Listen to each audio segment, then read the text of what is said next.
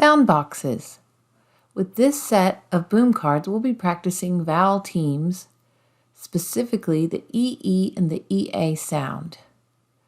Notice with your boxes that the E and the A are in the same box. That's because they have two letters making one sound.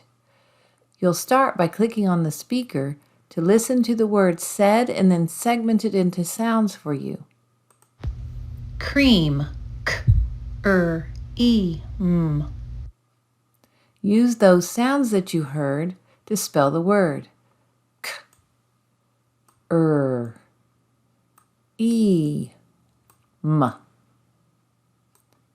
Click submit to see if you're correct. If you're incorrect, rearrange the sounds until you are correct. Now we'll spell the word. We'll start by spelling what we remember from the card before.